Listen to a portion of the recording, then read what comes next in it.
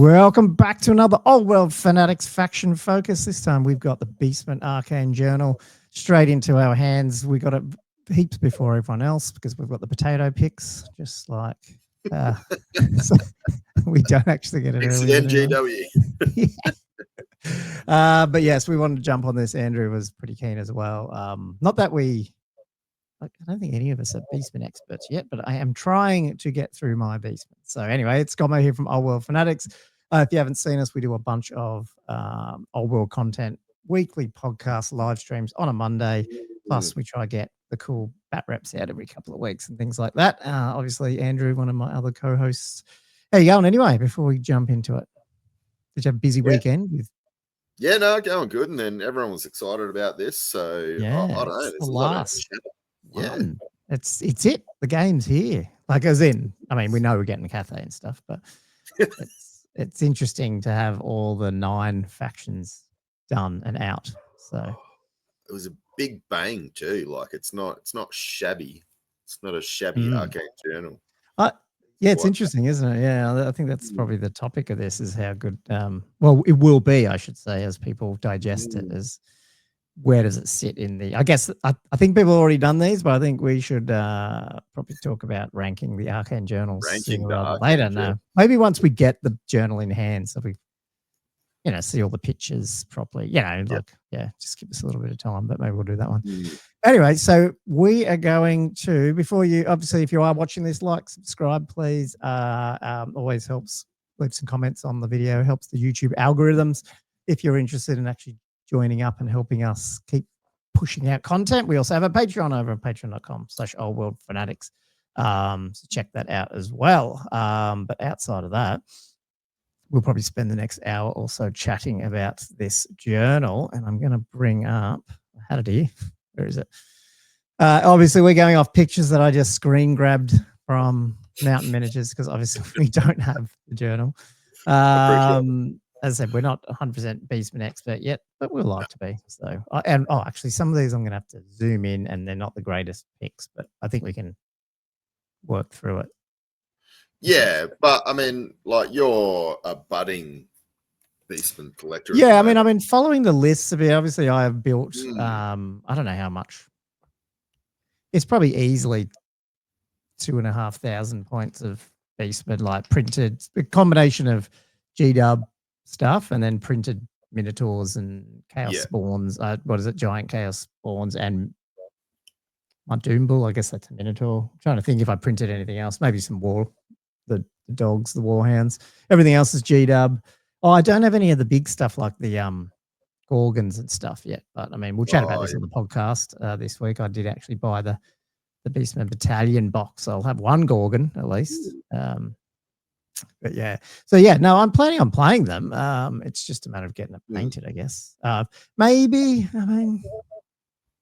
we can do a non-fully painted bat rep. That could be an option as well. I just don't like it because it's oh no, yeah. I mean, that happened with Cam and you, obviously, from the other day. Like, it is nice to have 2 painted armies on the table. Yeah. But we could make some concessions for the last Arcane Journal for sure, and your new army. Yeah, that's true. There could be some options. And before we jump in, obviously we also have, thanks to, sponsored by Andrew and his crazy buying and stuff, slowly priming the Herdstone, which is actually up on the screen right now. So is that a good place to start? I wasn't sure which way. What's he got? I got one too. Where is it? Oh, that's right. Yeah, you do. You've already got another one. How did you end up with 2 just from AOS? Yeah, I got like another another. Yours is actually painted, but I'll get into it. I primed it yesterday. So oh man, you should see eBay. Somebody was like, "Oh, just buy one," and they're like, "Oh man, look at eBay." Like, just in comments about like the new Herdstone and whatnot. Yeah. And then I went to eBay and I'm like, holy crap. So because we haven't, they're not actually, we don't know if they're bringing it out. I'm assuming they would, but is it resin then? Would it come out as resin? No, it's a big plastic. It's a big plastic box, but it's out of production, as you know. So yeah, but it just seems weird that they put it in here, and then I'm assuming we'll get another wave with it. Surely. Probably, yeah. Anyway, let's get into it. People joined to see our views on the Arcane Journal. I don't even know what order these are all in, so I just took them somewhat from what Mountain Miniatures did and then moved them around a bit. So, unless, did you want to do what we usually do with the Arcane Journal? Did you want to go through magic items or anything like that, or just I thought, I sort of put them in the order that I thought I might. So I thought like Herdstone. So the two new things which are sort of outside of the Arcane, well, sort of, you know what I mean, outside of the Arcane Journals, the Herdstone in a way, because you can take it in. True that, because it's kind of like special rules and and then the new magic law because it's a little different, and then the rest of it's pretty close to in the normal. That's why I sort of moved it around like that. I'm sure we'll jump back and forth. So anyway, well, maybe I'll hit the Herdstone and you can do the then we'll go 1 for 1 for the for the magic law. So we can get 0 to 1 per army. Now per army, 100 points for this Herdstone, which is what we just saw here. Basically, it's a unique special feature. Now, this is crazy. Measuring no more than 6 inches at its widest point, unless stated otherwise, a single Herdstone may be included as a special choice in any Beastmen Brayherd's army made using any army composition list. So it doesn't matter if it's these two coming on the Arcane Journal or the one out of the Ravening Hordes. And this is called, well, a Herdstone is an impassable terrain feature and must be fielded as present here. A 6-inch impassable if you actually, I guess, build it like that. That's pretty big. Yeah, like I was just about to measure my actual Herdstone just to be. Because I mean, if you just put this Herdstone down, it's not 6 inches, but it doesn't stop you putting it on a 6-inch. 6-inch round. Yeah, and that's impassable. Impassable. What is it? It's about 4 inches at its widest point. Is it really? Yeah, shortest is. Oh no, yeah, it's about 4 around actually. I mean, you can put it on a base, couldn't you, and say it's 6 inches. So you could do it if you think it's if you tactically worth. I'm not sure if it is. I mean, depends, but you look at some of these things, it's interesting. Yeah. So anyway, you place it. It's similar, I guess. Well, actually, I'll ask you this question in a minute. Actually, so the Beastmen Brayherd player, so after you deploy everything. Then he'll place his as long as it's outside of the opponent's deployment zone and not within 6 inches. Do you just roll off if you're playing another Beastman player and you both have Herdstones? Is that what happens? I guess. Yeah. Doesn't say anything about if you so you can have 2 Herdstones on the table technically, couldn't you? Yeah, I reckon. So have roll for deployment. Yeah. So roll for deployment. And then alternatively, they did say if the Herdstone's replacing a special feature, like if your TO does that or something like that, you obviously do it how they say. They need to be controlled by a single unit strength 5 or more that is within 6 inches, and that just does the whole normal thing that if there's 2 or more, then the closest. If it's contested, then no one controls it. It's pretty standard. The tingle, and then you got the special rules. A tingle in the air. You get magic res 1. Well, -1, however you want to say it, if the unit controls the Herdstone. So that's, if you're an enemy and you control it, you get magic res -1. Yep. Bestial Fury, though, if the Herdstone controlled by a Beastman Brayherd's unit, friendly Beastman Brayherd's units that are within 12 inches, may reroll any rolls to hit of a natural 1. So again, if you got Beastman v Beastman. To wound. Yes, to wound, natural 1. Yeah, because their Bestial Fury or whatever is to hit. Yeah, primal. Primal. Fury. Yeah. They'll get a lot of rerolls and such. So, that's both. Natural ones. Great. Yeah. And obviously, a lot of times these do, depending on who you're picking, it's easy to get pretty good strength, I think, a lot of the times, depending on the type of things you're taking in your army. So that roll to 1. Yeah. Ross, it's all. We'll get into this. Probably. I was looking at some of these magic ups. I'm like, well, I'm already doing strength 6 here, so I don't really need the extra strength. Maybe I'll pick this other thing. Yeah, it's pretty weird. But I was just thinking with the Herdstone, with double, like 2 Beastmen players playing each other. They all get, like, basically there'll be 2 areas then of the board where you get these natural ones, as long as you're controlling it, of course. It doesn't say anything about that you can only control your one. You know what I mean? I still laugh. Like, you're just like, rolling to wound a dragon on 2s, like sort of thing. Strength 6+2. Dark sorcery. The winds of magic flow strangely around a Herdstone. If the Herdstone is controlled by the Beastmen Brayherd's unit, friendly Beastmen Brayherd wizards that are within 12 inches of the Herdstone gain a +1 modifier to the casting roll. Enemy wizards within 12 get a -1. So remember, this is upwards of 6 inches. So you're talking about a 36-inch bubble, effectively. Is that right? 12 plus 6? Yeah. Sure. Oh, hang on, 6, 3, 15, 30 inches. Sorry. For a second, I made the Herdstone bigger. It's about a 30-inch bubble technically around it, in a way, if you know what I mean. Pretty big. And you know what the enemy is going to be doing to a certain extent. So if they're a gun line, you're just going to like push it forward, aren't you? Like it's yeah, exactly. Depends on what you're going to do, because you can put it in your deployment zone. So depending on if you think they're coming for you, you could like put it back. That's pretty interesting. Fearsome. And obviously the other thing here, I mean, +1 to casters, or it's like the Tomb King, you know, with the casket. It's actually really good like that. And then obviously, as we'll see, one of the armies doesn't have as much level 4 access. So this is one way to bunch that up a bit. Fearsome Edifice. So within 12 inches, it's all within 12, isn't it? Yeah, okay. So within 12 inches, if you control it, enemy units -1 to their leadership, taking it fear, panic, or terror. So not break tests, so just fear, panic, or terror on that one. Is that right? So that's okay. But still, it's a -1. You'd have a bit of fear and terror, I reckon. Like as in like your opponent might have, you know, fear and terror tests. Obviously, that's what a lot of Beastmen have got. So that's not too bad. Actually. Yeah, I mean, I think there's at least 3 or 4 places to debuff just in this book. Leadership. Might be 3 or 4. Might be wrong on that one, and then the other thing is, if whoever owns it or controls it at the end of the game is 200 victory points, which is pretty big. I mean, that's like 200 victory points on top of the other stuff is a chunk of just. It's, you know, we talked about this like a couple of times. There's those banners that, you know, when you kill a unit, you get 50. You didn't.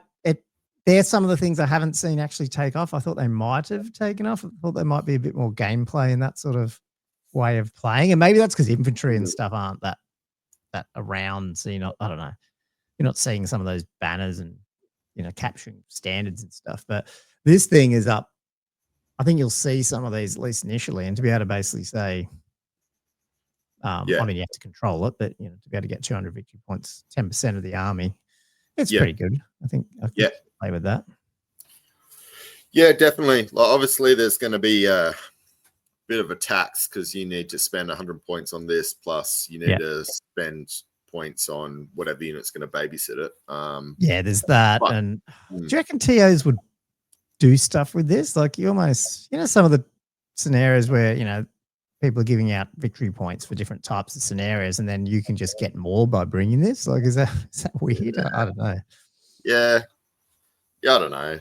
You'd have to, maybe. I mean, maybe. Yeah, it will be interesting. I think it seems to have a bit of people are pretty interested to try it out. I guess we'll see how powerful it ends up being. Well, that's it. Like, if it does start skewing results, I mean, like you said, maybe there is a restriction on, you know. So that's at least that's come back, which is cool, because it was pretty like, it's pretty well known, you know, Beastmen and their Herdstones. I think even in 6th and stuff, they had them. They just didn't have the model. Like, you could make your own thing or something, wasn't it? Yeah. No, definitely. We get a new law of magic, a full one. So do you want to run us through this one? Yeah. Oh, could you see it? Is it hard? I was actually going to bring up mine. If you want to hit the first one, I'll bring up the second one. Yeah, okay. I can see it better on my phone than I can. Yeah, no worries. Yeah, so this is another full law like we got in the Wood Elf Arcane Journal, and the Troll, obviously, magic in the Orc one. Called, it's Primal Magic, isn't it? Yeah, Primal Magic. We'll go into who can take it when. It depends on certain things. But in terms of the SIG spell, Primordial Gloom, it's a vortex, 9 to cast, 12-inch range. Whoa, and I just went to the next page accidentally. So remains in play, 3-inch blast template within 12 inches of the caster, obviously, because it's 12-inch range. Whilst in play, the template does not move. It's treated as dangerous terrain. And whilst you're within 6 inches of it, so like you're getting out to that, 18-inch range or whatever, it's -1 modifier to the leadership characteristic and treat open ground as difficult ground. That's a pretty big bubble. That is. 12 inches out, 3 inches, so that's 15 inches away from where you've cast it. Yeah. Is the blast template edge, and then 6 inches from there. Yeah. So what's that? 21 inches from where you are, you can touch someone to give them -1 leadership. But then that bubble of open ground turning into difficult ground. That's good. You want to go in combat. Hey, you want to be rushing and picking your combats, and to be able to go, well, you can come across here, but you're rolling. You're -1 movement and dropping the high die as well on a charge. Yeah. No, definitely. You put this next to somewhere around the Herdstone, and now you're down to -2 leadership. Just here. Yeah. And it's a SIG spell, so you can just always get this guy if you're. Yeah, and it's only enemy units, so it's not like something silly like the Creation Warhost where you end up stuffing yourself over. Yes. Oh well, yeah, very important. Yeah, you can still fly across that ground. Yeah. Yeah. So no, pretty good SIG spell actually, because sometimes they're pretty hit and miss most of the time. No, that's a really good, something I think most people could use. Yeah. So yeah, number 1, Call of the Wild, Conveyance, cast value 8, range 12.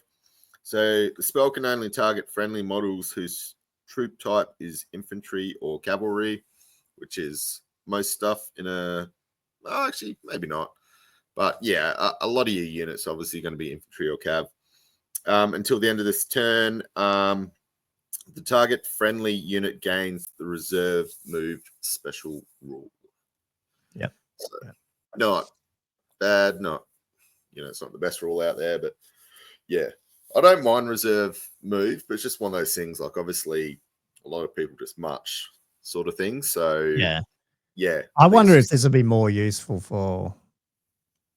I don't know. Is it sort of making them a little bit wood elfish if you play the right game in terms of your poison blocks or your your vile tide throwing magic like wizards and That's stuff. Exactly what I was thinking. Popping into range, shooting. Because what's vile tide's range? Is it 18? It's quite short.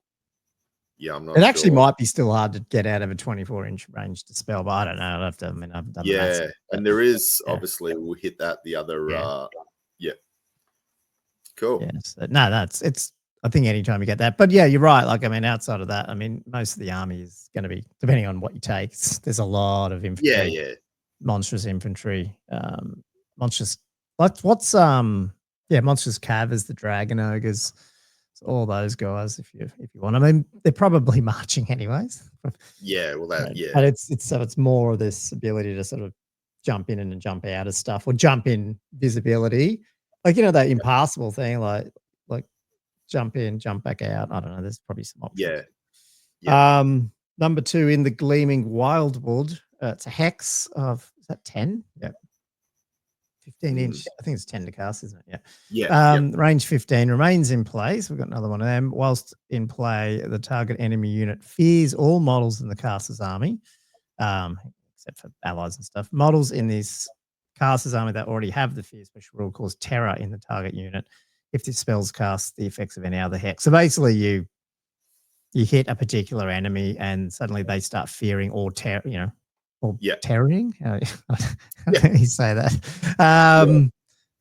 All your army. So it feels like obviously you'd do that. Would you do that mainly when you're trying to get a charge in, or like a multi-charge in, or that type of thing, or I guess something like Makes that. You harder to charge, I suppose, as well for some armies. Yeah, and then obviously with these leadership debuffs, there's a lot more chance that they will fail some of these ones.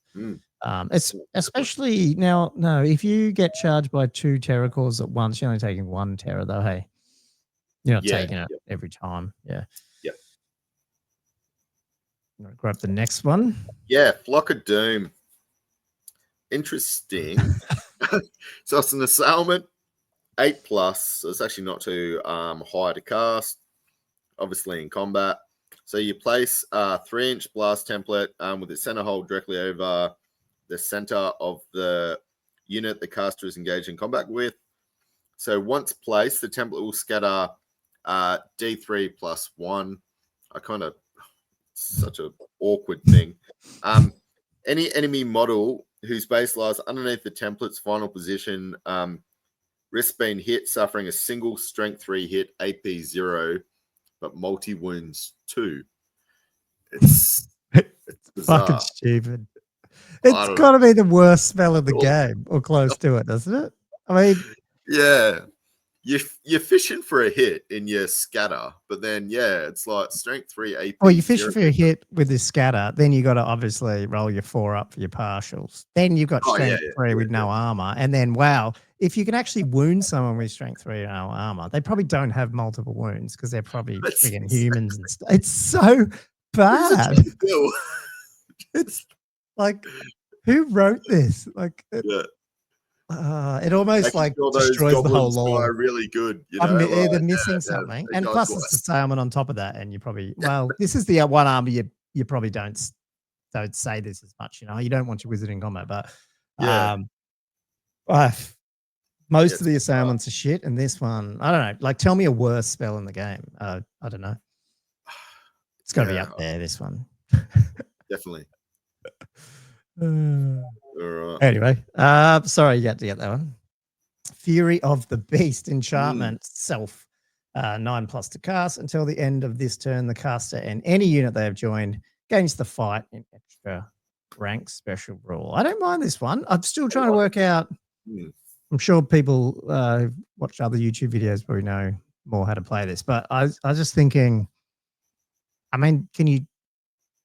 Oh, we'll get to it later, actually, on one of the units. I just feel like, is there certain units that you'd want this on more than others, I guess, No. Because you do. It's buffing infantry for me because, like, fighting extra rank, you only get the single attack, don't you? So it's like, I looked into that because I was like, oh, shit, is that an 8th edition thing? I was like, Minotaurs? I was like, I was looking at that. No, you got to be base to base to get your full attacks. You can't do ranks of chariots, can you? No, in this army. No, they don't make, because technically, you know how there was that rule about supporting attacks every model on the chariot. Is there any armies? Sorry, man, my shoulders. So I've been working out the yard for 2 days and I'm not built for it. Anyway, I was just trying to work it out. You get like, every component is still attacking. And I don't know, is there any weird stuff like that in the Beastmen? But okay, well, I'll just say it now because I'm not sure. Because I'll forget about it later. Is the Motley Crew mixed unit now that we have, the old Ungor, the old Ungor one, because they've got spears which already have fight and extra rank, but they're in the back rank. So how does that, like, if you have Gores in the front and then you get supporting attacks, but you've got them in the back of behind that, like how do you play that? I don't understand. He's scheming. Gommo's gardening and scheming at the same time. Or if you have like 2 rows of Gores and then your spear Ungors, will you get all of them? Yeah. That's the bit I wasn't sure. I know what you're saying. Yeah, 100%. I think that could be viable. Like it could be. And then you can have like your sweet weapons up front and then your spears in the back. Like, because they have like great weapons and stuff. Yeah. No, the Gauls will just have their two-handed or shields. Two-handed. And then the Ungors, you can choose between throwing or thrusting, and I can never remember which one does what. But the thrusting one, I'm assuming, is the one that has fight and extra rank. Oh, yep. True. Sorry. Yep. So I wasn't sure how that plays. It might not do anything. It might be useless. I thought, that might be something. Yeah, it's definitely worth exploring, I think. So number 5 is Strangle Root. So it's a magic missile, 9 up to cast. Range is 4d6. So this is a pretty cool one. So draw a straight line. It's just one of the ones where like your straight line, obviously off your 4d6 in length, from the caster's base edge, and then any enemy model whose line falls under this line suffers D3 strength 3 hits each with AP -2. So it's pretty cool. Like if you can it's get a little bit like that Gork one. I don't know which one. I don't know. Yeah. Which Orc one hits and stuff. But the issue with these ones, it's like the Orc Gaze of Gork, whatever it's called, is it's just that range being like what's that average of like 13 or 14, which isn't that far, you know, and you probably have to get yourself in the right, like against like say getting there Bretonians or something, it'd probably be okay. Like if you get them right down the side or something, and your horses and stuff. But, yeah, I don't rate it. It's not, and I know Beastmen and Shamans are sometimes flying all over the place, so maybe you can use it a bit. And do you know if the rules are with how that works? Like you can, if your dude still, can you end up, you're not actually targeting, like, can I hit a character out of a unit? Because it's just a line. Like I'm not actually targeting him. I'm putting the line down. He's just on the line. And does he get hit? You know what I mean? Yeah, I'd have to do some rules. I think you can. I might be.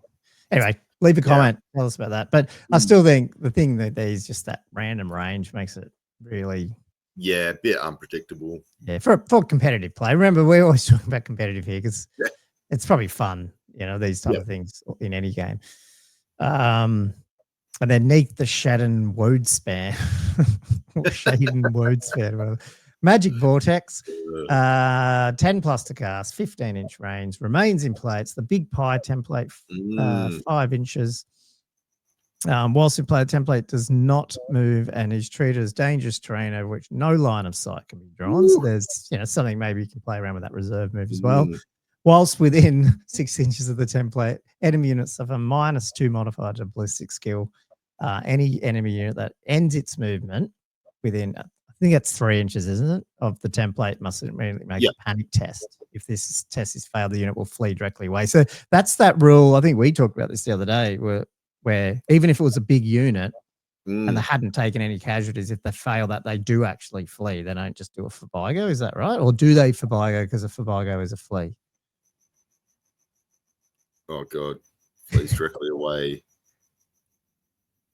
Do you know what I mean? Like in that panic test, 25% casualty, you only do a Fabigo? I wasn't sure. Yeah, I think that is just for that.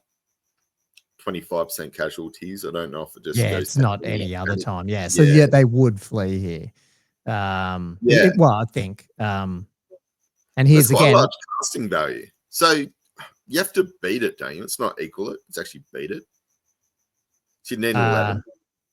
Oh, to dispel it. Yeah. Gotcha. And that doesn't move. The other one doesn't move. They're actually pretty good in that regard. You can put them in the right spots you like. Yeah. Yeah, like, you know, the signature spell doesn't move either. Like they're good vortexes in that regard. Or even a level 4, you know, you're not guaranteed to dispel it. Especially if your reserve moving out of the way, or hiding behind your 6-inch.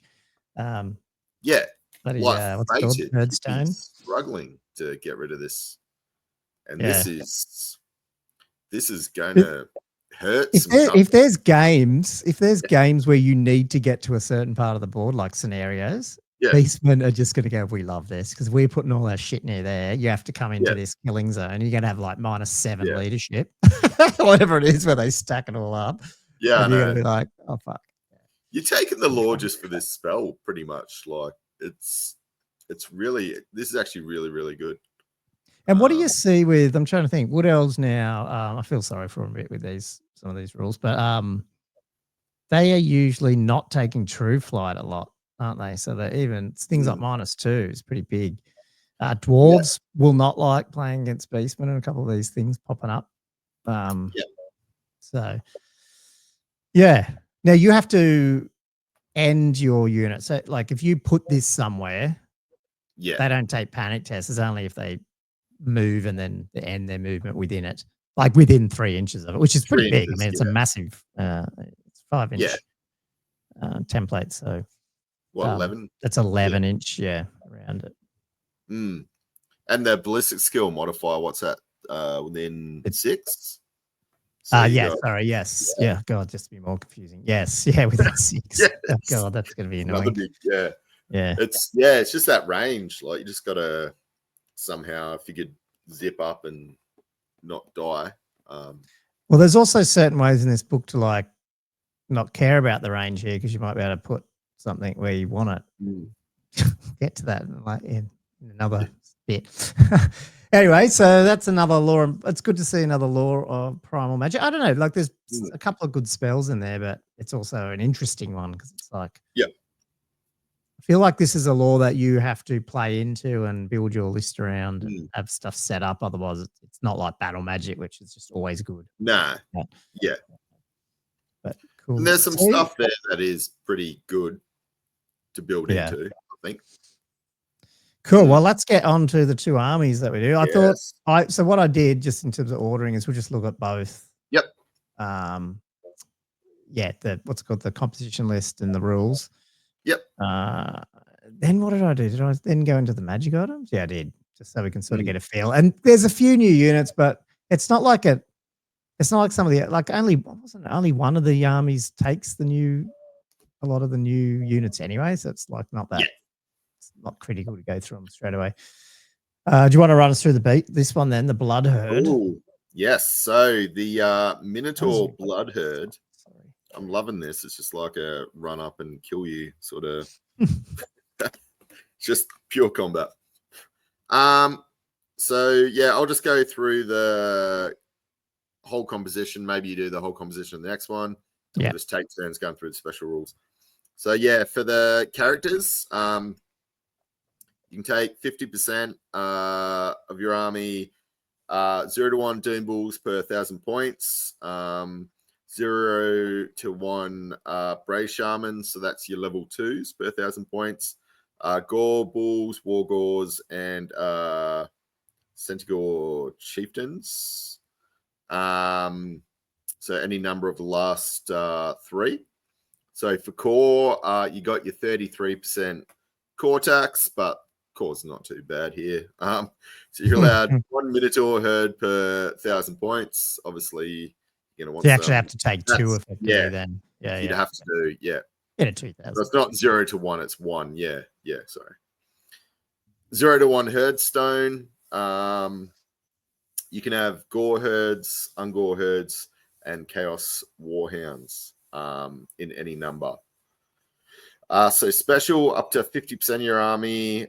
So 0 to 1 Dragon Ogres per 1,000 points. Pretty cool. Harpies, more Minotaurs, Centaurs, Razor Gores, and Gorgons. So yeah, pretty good and special there. Gorgons in special. Is that usual? I have to get the other book. I don't remember where they were. Keep going. You're right. Yeah. So rare up to 33% here. So it's actually quite a large rare. So 0 to 1 Dragon Ogre Shaggoths per 1,000 points. So they're pretty cool. Chaos Giants in any number. Chaos Ogres and Chaos Trolls. So that's really, really good. I haven't actually seen a lot of those too, eh? Like, but it's giving you some more options for just big killy stuff.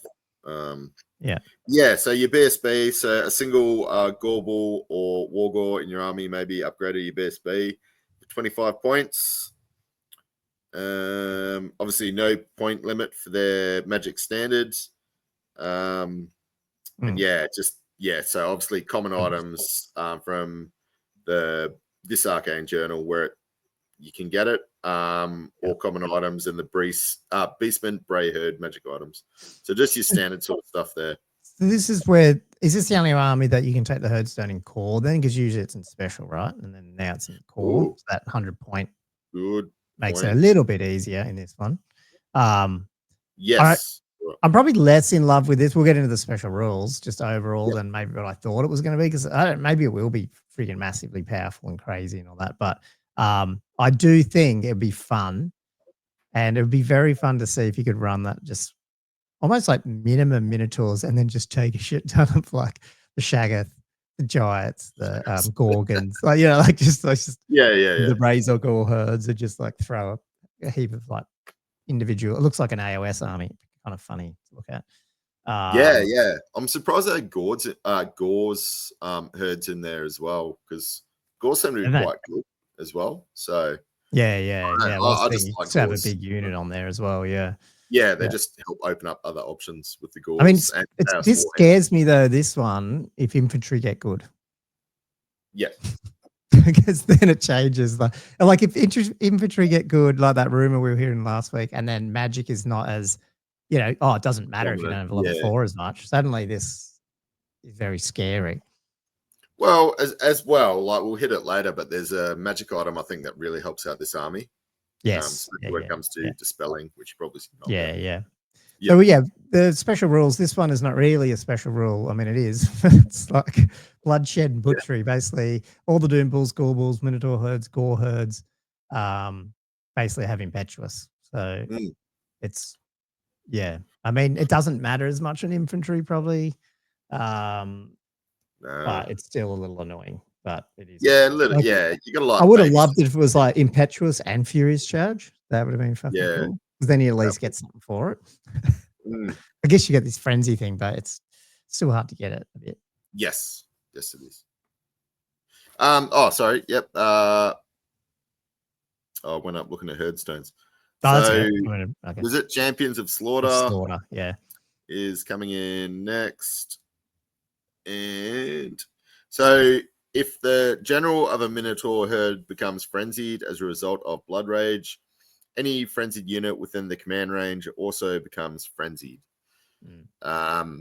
So that's on a double. So that's on when they're rolling Primal Fury. If you roll a double, I don't know what the chances are. I probably should look that up, and people would know it if they play it.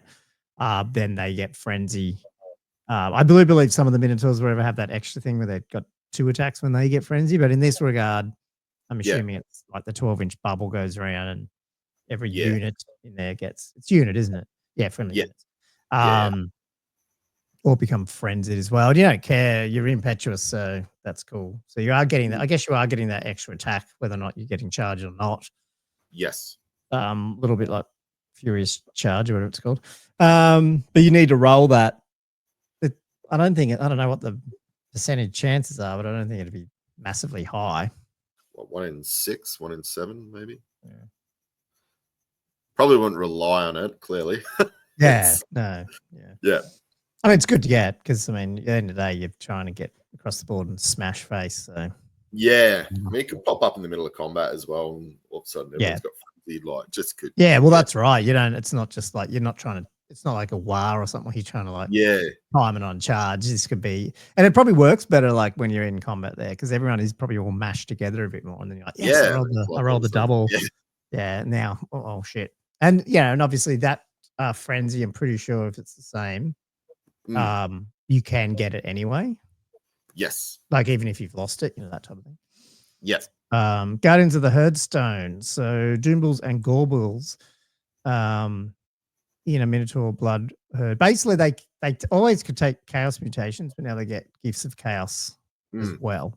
It's still 50 points. So basically you're just getting a couple of extra options because it's funnily, I think some of the chaos I'll just read the ones out because just quickly because they're not that. Yeah, some couple of good and couple of just. Yeah, it's funny. Like one of them's Masters of Mortals, where unless this character is fleeing, friendly units of Chaos Marauders and Marauder Horsemen gain +1 modifier. Well, you're not taking that one. But yeah, there's the Dark Majesty, 50 points. I don't know. Should I bring this up now?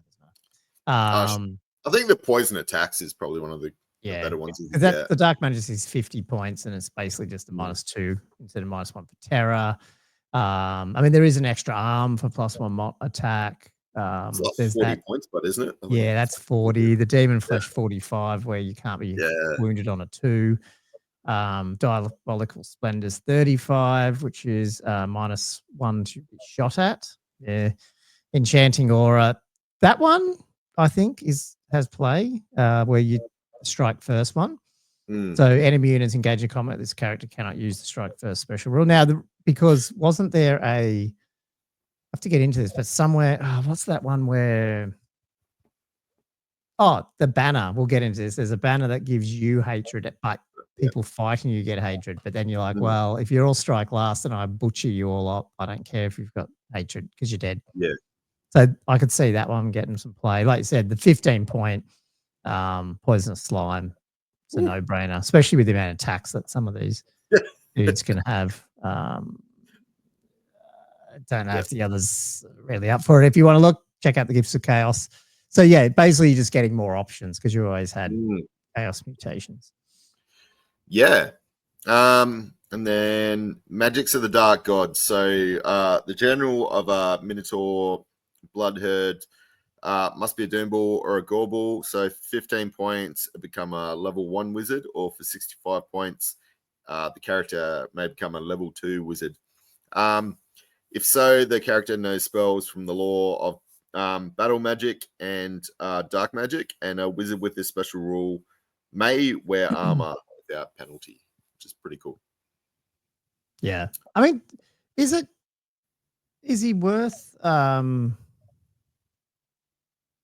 don't know, I'm just thinking, like, is he worth sometimes taking that level? So it just adds up so much. Like you'd have to like take that, do lore for me, like battle magic, I'm thinking, and maybe get the assailment spell and pillar, or like you start building this guy up.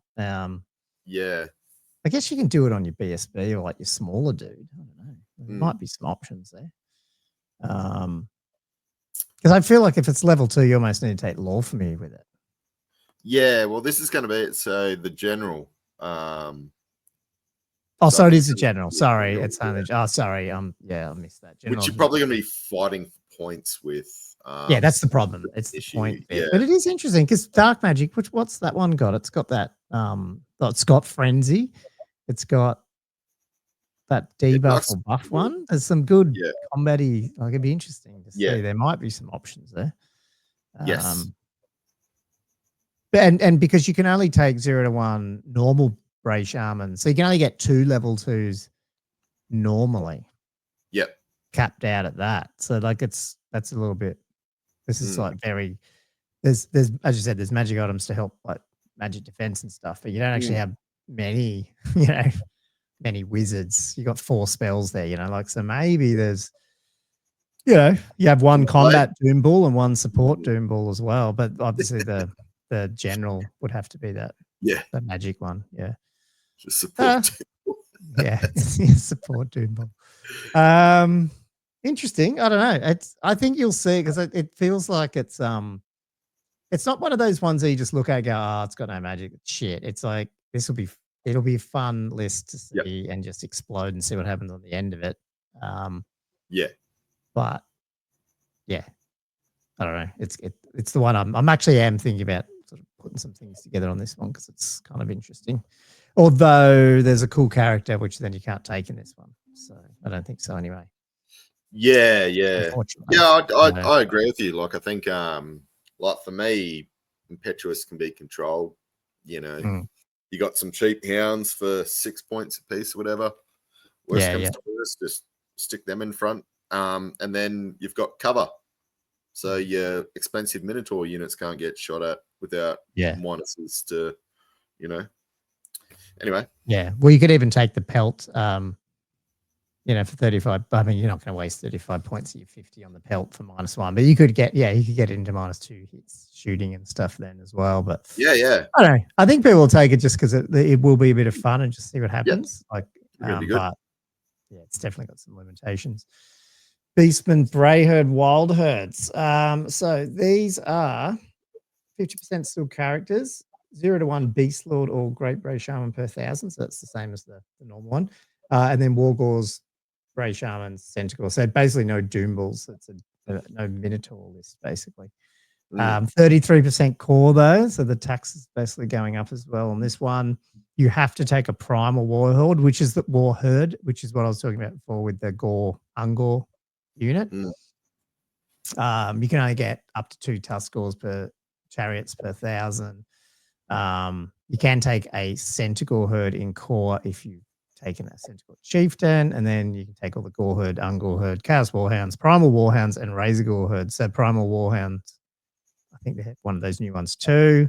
So the core's pretty similar except for the Minotaur. So if you're not playing a Minotaur list, It's pretty big. It's Like pretty similar, yeah. And again, you're looking ahead. I don't want to jump too far ahead in terms of the addition, but if you are getting to that point where infantry's, pretty viable, you start getting, there's a lot of, big infantry units here. Specials 50, 0 to 1 units of Dragon Ogres. That's definitely, killing, spamming out the Dragon Ogres.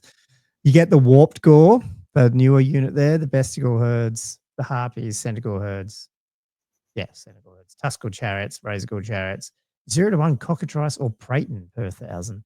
No Gorgon on that one, unfortunately. And then Res 33% again.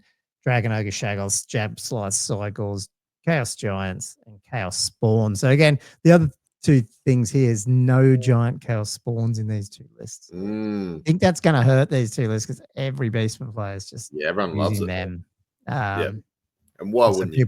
Yeah, and people are going to be going, oh, I want to try this, but this might be a case this book ends up, people play around with these, but then they end up doing the Grand Army with all the extra stuff that comes in this book, which is still fucking viable, aka Orcs and Goblins. So, it will be interesting to see. Anyway, so do you want to jump through the rules? Yeah. So, Ancient Sorcery is the first special rule for this Army of Infamy.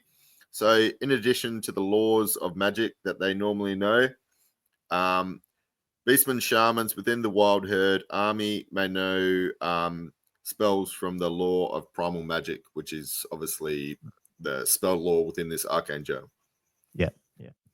And then Dark Coven, Beastmen Shamans within a Wild Herd Army may leech power from nearby wizards. When they attempt to cast or dispel, they get a +1 modifier. Or sorry, I should say because I've got a question with this.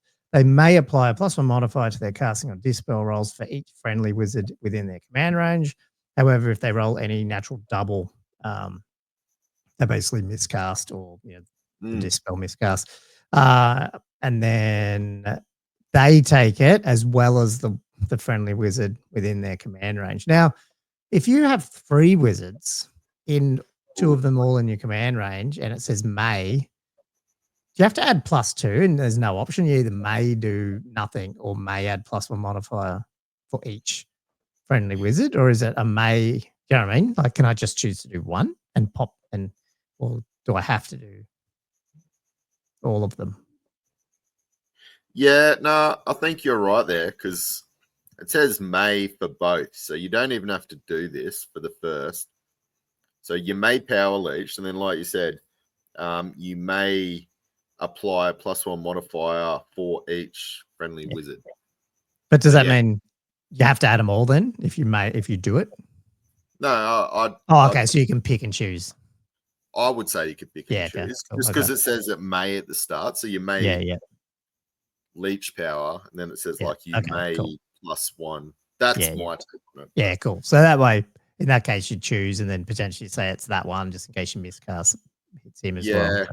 But again, giving you this army can take Great Bray Shamans, but being able to is this like a mini what's it called? Mortuary cult here? Like, have you got level 4s running around and then a couple of shitty little shamans there going, I don't care if they blow their head off. And by the way, we're hanging around this. We're hanging around the Herdstone as well. So lots of pluses. Easy get +3s. They're +7s to cast spells. Yeah. Ouch. And you'd only do it for stuff like you need to get off. Oh, exactly. Obviously, you wouldn't want to be risking your doubles. For that spell, what's the one? The Flock of Doom. You wouldn't risk it. Oh, no, sorry. So if you get a double, you miscast. That's what I'm saying. Yeah. So, like, if you do it on every spell you're casting, obviously, exactly. You're going to do that. Yeah. I'll have to look the stats up on that, or someone just leave it in the comments. What's the I'll have to use that DICE website, the chance, What's 36 and there's 6 chances of a double? Is that 1 in 6, maybe? Possibly. Yeah, I guess it depends though, because you're also depending on it is. You have to have cast it though, is that right? So like if you rolled a double, like you know what I mean? Like if you rolled a double 2 and didn't cast the spell, No, you still miscast. Hey, it doesn't matter what the result is, as long Yeah, as because to me, you still. it Yeah, is. yeah. It's not if you've cast it but rolled a double. Yeah, cool. Yep. No, you're probably right. It's probably just one in whatever it is. Yeah, 17% chance. But yeah, I mean, geez, if you've thrown 4 or 5 spells a turn, you'll eventually do it. Yeah. Yeah. You just, for me, you'd probably save it for when you need it.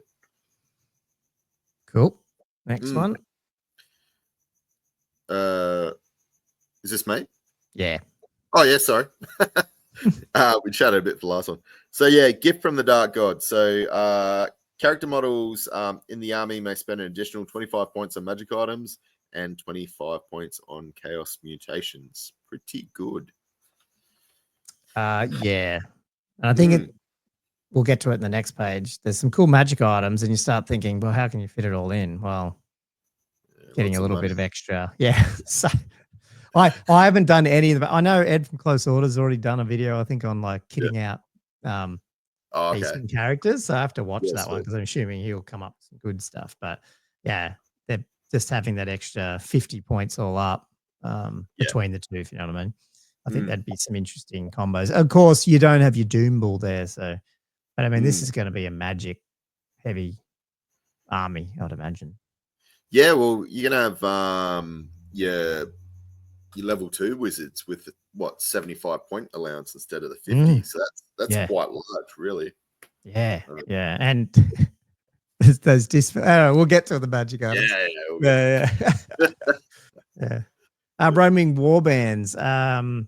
Within a wild herd army, any number of gore herds, ungore herds, primal war herds, centaur herds, blah blah blah. So this is +1 modifier. So basically, all the herds can get for 1 point a model get ambush if you want, and the Beastmen chieftains, centaur chieftains can get it for 10 points. Now, if the herds are unit strength 10, is that or less, then they can get it for free.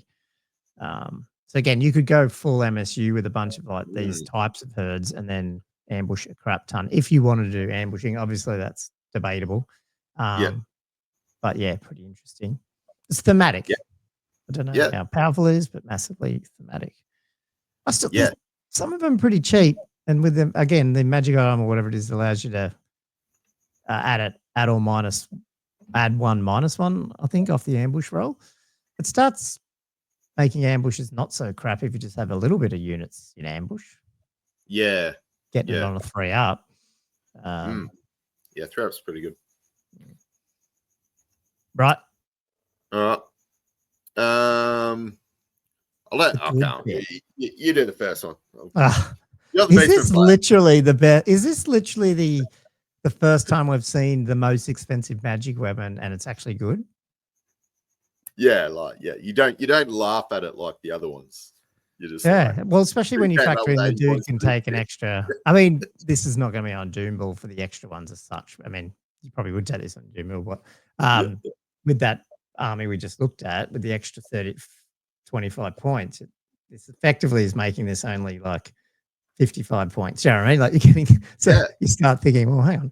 So this is the Black Maw, 80 points. I think this was in the Warhammer community article the other day. So it's obviously just a magic weapon with strength +2 -3 AP. So a souped up great weapon, but not a great weapon. Extra attacks D6, magic attacks. And basically the negative here is if you roll a 6 for your extra attacks, you lose -1 weapon skill for the rest of the game. Now, there's also ways to get weapon skills, isn't there, with your Eye of the Gods. So probably not as worried about that anyway. Yeah, this is awesome. Like I think, like you said, it's soup up not a Doom Bull into something like a Doom Bull almost. You know, like What about? Oh no, you probably can't take it. You can't take illusion, can you? On your Brayherd. I don't know. So 2d6 d6 attacks? I don't even know how that works. It probably doesn't work with the extra attack thing, but yeah. Well, does it? I don't know. Yeah. How many dice would you be going through, man? That's funny. All right. So the axe of Korgor. Korgor. Korgor. We'll go with that. So strength +1, AP -2, extra attacks +1, magic attacks, requires 2 hands. Oh, sorry, 40 points as well. So the wielder may reroll any rolls to wound of a natural 1. I think, yeah, this is pretty good all-rounder. Like, it's not... Yeah, I mean, even that on a Doom Ball, like, he's strength 7 now, then. So, as you said, he's wounding dragons on a 3-up, rerolling 1s. It's not multi-wound, this one, but, you know, again, I wouldn't say it's a bad item. I think... 40 points, it's all right, yeah. Yeah, 40 points, yeah. I think with the right... yeah, I'll have to do a little bit more thinking on that one, but I'm assuming it's not too bad, yeah. And the brass cleaver is 30 points. It's just strength by itself, -2 AP magic attacks. But if you roll a 6, isn't it? It's a 6, isn't it? Yes. Oh, yeah, it's the way they worded it. It's right at the back of the sentence. I was like, where's the 6? Right at the end. They basically got no armor, no walls, no regen. Yeah. So it's like, to me, that one's interesting for a Doom Ball in a way, because it's like, I'm already strength 6. I'm wounding on 4s. I'm basically fishing for 6s, and any 6s I get in your dragon go straight through. Just straight through, yeah. Yeah. So again, no multi wounds, so maybe not that. But it's just interesting. When I looked, I was like, oh, that's still could do that. Yeah, and 30 points again. It's not too expensive. Yeah, yeah. And that, what does that leave me with? Probably one of my favorites. 25 points. This thing is dirt cheap. So it's just strength, just as user. So it's AP -1, armor bane 1, magic attacks, but multi wounds 2. I think this is pretty good. Yes. Nice, reliable, cheap. And wasn't there's a chaos mutation, 30 points, giving you armor piercing 1 on any weapon you have as well. So you can bump that up with an extra chaos mutation if you want as well. So you go -8, -2 with an armor bane 1, multi wound 2. I don't know if Minotaur champions can take 25-point allowance, but to me that just seems like it'd be awesome on a Minotaur champion or something like that. Oh, he might be. Yeah, it's interesting. I don't know. I'd have to look at it. Yeah. Yeah. But anyway, I can tell you that because you'd have to look at the Minotaur. Yeah, 25 points and 25 points of chaos mutations. Because they're strength 5, aren't they? So you're strength 5. Yeah. AP 1. Or whatever AP. Hey, that's probably the dude you put up against the Wolves of the Sea. Little dude, he comes, does his, the challenge. If I could step forward, come on. With my 3 attacks. The Minotaur struts out. 5, AP, yeah. Multi-wound. Not that you need your multi-wound 2 probably against. Yeah. But it'll be funny. Magic armor. This is in there. Wow. Okay. So these are both common. Full plate chaos armor 40 points. I'll just do both. Heavy chaos armor 30 points. So you basically choose which one. Both may be purchased and worn by a wizard, even if they don't have the option usually. In addition, the wearer of chaos armor has a 5-up ward against any wounds suffered. So somehow all these Bray shamans just got a new suit of clothing. They've just all everyone you see is going to be running around with. Oh, the old common. Common. They're all going to be there. The manufacturer was previously manufacturing the what's the high elf? Cedar Rebirth. Rebirth. Yeah, they've opened up the next shop. Opened up another shop. The Chaos Waste. Oh no, I'll be in a forest. Yeah. A deep dark forest. Yeah. That's so good. They're good. You're gonna see them everywhere. But just like on top of that, just like up until now, they had like the talisman of protection. So you had this talisman, like all the army lists you see, like one of them had the talisman of protection. That was about it. I think I'm trying to think what other saves they would have had. I can't remember what was in the book. Yeah. In the Grand Army. And now just bang across the board. you're going to have. It's not really. For the plate, I wouldn't say it's any cheaper, but it obviously for the heavy armor version, it would be a little bit cheaper. Because a character for plate armor usually spend 5 odd points or something, 6 points. Yeah, but you're getting a 5-up ward as well. That's what I'm saying. Yeah. Okay. If you're taking away because the talisman is that 35 points, I think. Yeah, something like that. Yeah. Oh, but I mean, this is giving you that be able to do it again. Yeah, whereas the other one. Yeah, I know. That's it. Like, there's no tax on that being a multi-item. Right. Like, it's good. It's nice. And then you got this one, which you can use for some of those guys as well, like the Doom Bulls potentially. No, definitely. Oh, I'm sorry, I jumped ahead, but you do that one. Oh no, you hit it. I'll hit the talisman. The fur of Shagu or whatever, 20 points, may be worn with other armor. The wearer of the fur Shagu improves their armor value by 2 to maximum of 2+. So yeah, you'll just easily see 2-up dudes running around. I mean, you could do that with a Doom Ball anyway, couldn't you? With that, did you have to have the slug skin or something? I can't remember which one it was, but yeah. Yeah, that's against shooting, that isn't it? Non-magic shooting. Maybe. Yeah. Oh, sorry, it's against shooting attacks. Sorry, yeah. Sorry, yeah, dumb. Yeah. But still not bad if you're gonna have a lone character or something like that. That's probably gonna get shot at. Would you ever? I can't remember. How did the they've already got it. The Shaggoths and stuff already end up getting 2-up saves just normally, don't they? Because armor high and full plate, what they have, and heavy armor. Oh yeah, probably close 3-up or 2-up. Yeah. So yeah, talismans. Chalice of Dark Rain. I love a good chalice. So 50 points. Single use. So during the command subphase of the turn, if they're not engaged in combat, the bearer of the chalice may drink from it until your next start of turn subphase. The range of all enemy missile weapons is halved, fractions rounded up, and enemy war machines cannot shoot. Ouch. Yeah. Especially first turn. If you get turn 1, there's no leadership. Do this. Just do it. I mean, against Mortuary Cult, how good would that be? You just turn 1. If you get turn 1, do it. Move up full. They can't. Well, move up, and then obviously, if you've got large targets, just stay out of the range for their shooting, and you're just not even getting shot. That's it.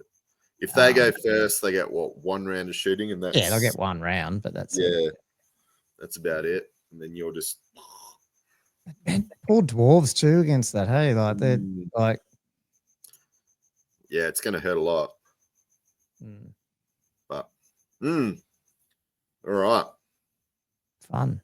Do you want to try and pronounce what this next one is? Oh, cornucopia of corpulence, 30 points. I guess the only problem with I'm the glad talisman, you knew how to pronounce it, because I was looking at it going.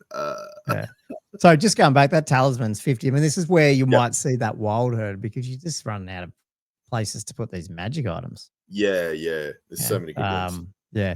Cornucopia of corpulence, 30 points. When the bearer's combat is chosen during blah, blah, blah, all that crap. Enemy models in base case contact with the bearer must make a toughness test. If it's failed, they lose a single wound. There.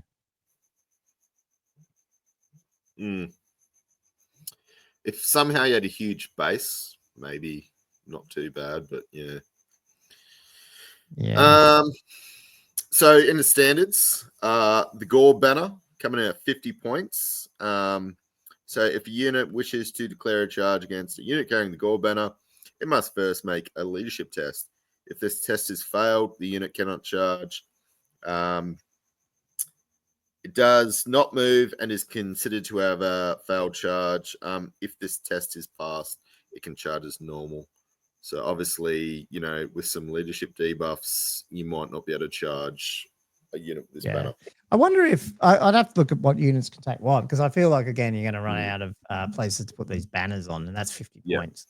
But I wonder if this is something where it is on one of those units that's like your little bunker guy. So you're really not using it because you're not using any of the other banners to butcher stuff. But you know, if someone does get a charge on you, at least you can go, yes, they failed their leadership, so now I didn't get butchered. But I don't know if can Goreherds, how does it work? 0 to 1. So yeah, 2 Goreherds can take banners of up to 50 in an army. So that's good. Ungors can't. Minotaurs can, I'd imagine. Yeah, they can take any of them can take it, Minotaur herds. Yeah, so sweet. Yeah, you might find some places for that. Because it's pretty pricey, 50 points. It is, yeah. For something that may not even work, if you know what I mean. Exactly, yeah. But again, you'd have to, it's one of those building into, Yeah. Banner of the Warped Moon, 45 points during the command subphase of the turn. If they are not engaged in combat, the bearer of the banner may attempt to unleash its power by making a leadership test. If this test is passed, they blow a horn called the Falcon Horn, and you can't fly. So we have another Falcon Horn. The death of the flies. Yeah, well, now you start going the fact that Bretts are everywhere, but also now Beastmen are going to be popular. Massively shifts it, I think, a little bit. At least pigs still move quite decently without flying. Yeah. But the funny thing is, Peg Knights still do, so they probably do. I was going to say they at least Bretts might get a taste of their own medicine there, but I guess they will or they won't because you're right, they still move like 9 or 10 or 9 on the ground. But I mean, like against. Yeah, I mean, look, people will bring it. People are in play bringing the Falcon Horns. So I don't think it's as like. I think you'd see the Falcon Horn get nerfed, whereas you might not see this one get nerfed. Yeah, because it's not like. Yes, it doesn't affect Beastmen, but Beastmen don't have flyers flying around killing you either. So. Yeah, and it's using your own unmodified leadership. Which the Beastmen lower. Yeah. Yeah. Did you know with Warband? I mean, I don't know how it works. Does Warband still work on that or not? Or is that been FAQ'd, or am I just not even? It's not even debatable. It just isn't. Yeah, I would have thought it isn't, but again, it'd be worth a look. It wouldn't be the first time that something's unmodifiable is not actually still modifiable. You know, like, I don't know. Yeah, the old 8th edition thing. That was crazy. Rulesmith. Cool. That's really good. So the Beast banner coming in at 40 points. So a unit carrying the Beast banner increases its maximum possible charge range by 3 inches, and when making a charge roll, you're going to apply a D3 modifier to the result. Decent. Yep. Yeah, just a little another mini swift stride. I'm just having a look. What did Minotaurs have swift stride? Doubt it because they're just monstrous infantry. Hey, nah, that's interesting. I think you might see that on some Minotaurs. Do you reckon? Yeah, well, if you're going to be 6 inches plus D6 plus D3, well, it's basically giving him a swift stride. It's just not as it's good. Oh, it's really good. Yeah, 40 points. The Soiled Tapestry, 15 points.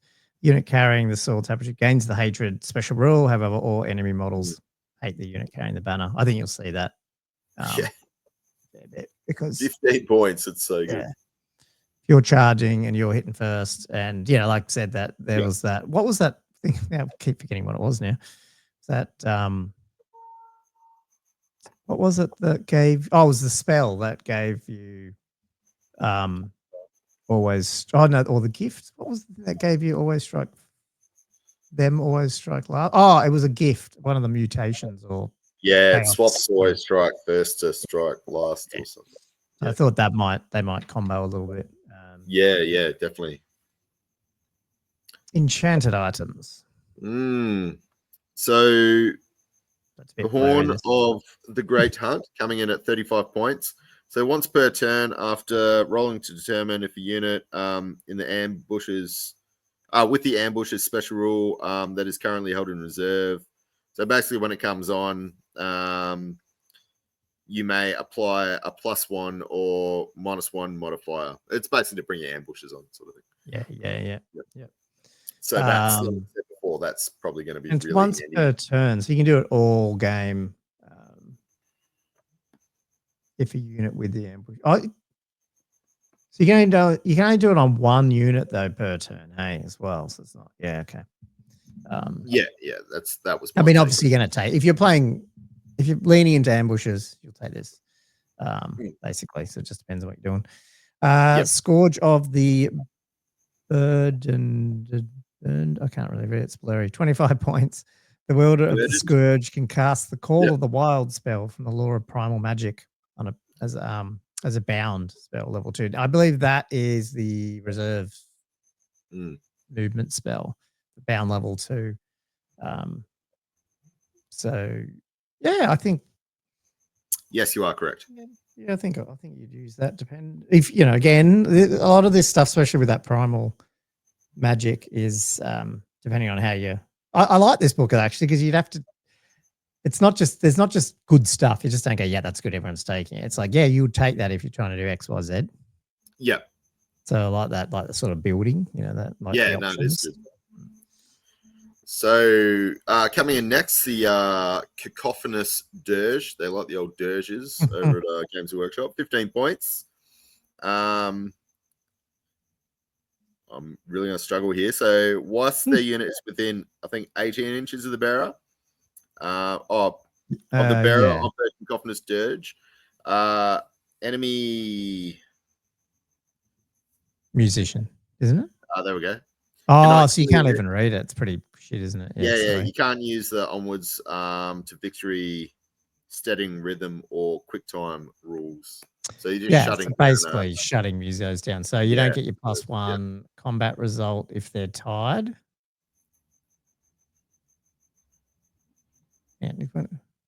Yep. Steadying rhythm is +1 everyone forgets this one anyway. +1 modified leadership when attempting to rally.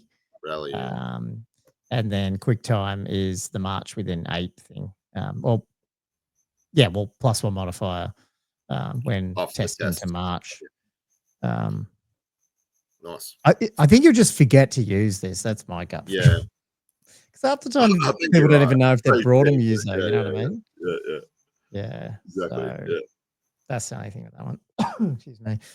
Arcane items: Blood of the Shadow Gave. Not grave, gave. Common magic item, 35 points.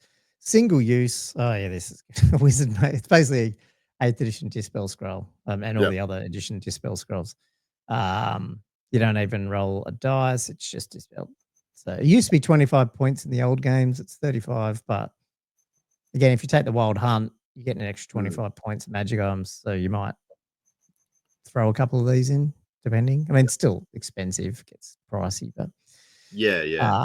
But like the other thing is in this game, you just buy one and you just keep it for that when they do that TMP on you or they're trying that one thing and you go, nah. Nope. That's good. How much is the breaking dwarf rune thing? That's the same type of thing, isn't it? Ooh, you're asking me questions. For one of them? It doesn't matter. Don't worry. If you haven't played them for a while. No, I have not. Got a ambulance, I think, in the background. All right, so Demon Heart coming in at 30 points. This thing is fantastic. So when attempting a wizardly dispel, the bearer of the Demon Heart counts their level of wizardry as being 1 higher than the wizard whose spell they are dispelling. Or in the case of a bound spell, 1 higher than the spell's power level. There is a note saying that obviously if you're a higher level, you end up going down. Could go down possibly. Yeah. So if level 4 dispelling, level 1 you'll be level 2. So it effectively means you're gotta equal or beat their dice roll.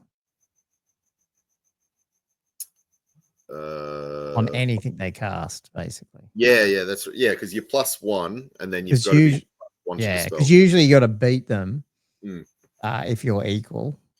But because you're better by 1 all the time, you'll just need to, which is I mean, especially putting this on just level 2s and stuff, because I mean, again, depending on where you're sitting and you got to be in range for dispel, I guess.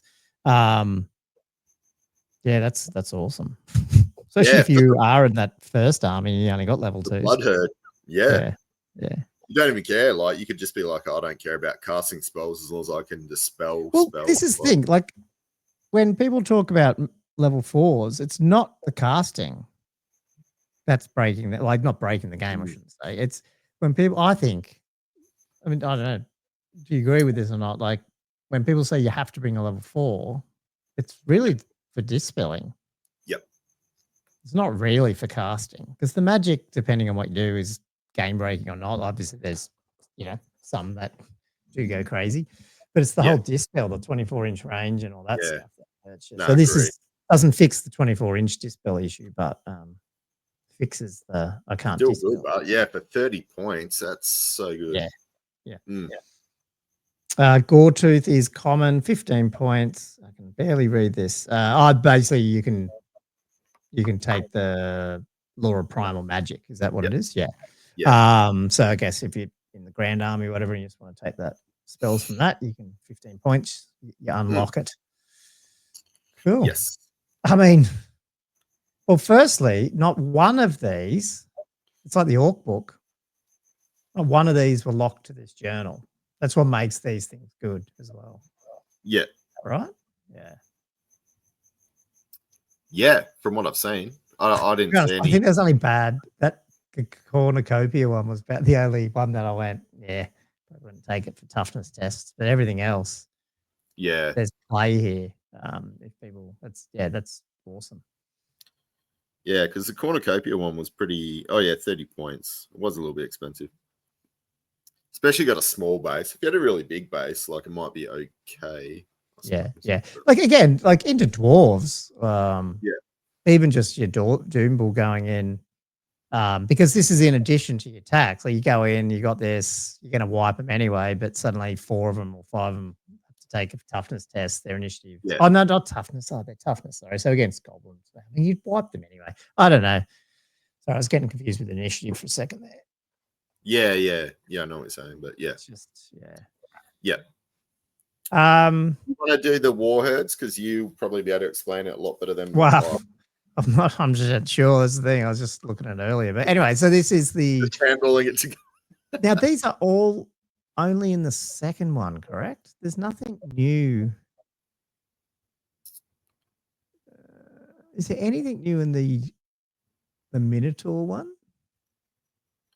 The Herdstone. Good point. No, so I don't believe so. So basically, all the new units are in the Wild Herd, which is a bit interesting. Yeah, okay. I don't even know if you can take any of these outside of that either, which I think is a bit of a shame if you can't, but it is what it is. Anyway, the Primal Warherd is basically the mixed unit. So you have the Gores and the Ungores. You have to take, basically the minimum unit size is going to be 20 because you need to take 10 Gores, 10 Ungores, but then you can move it around, I think.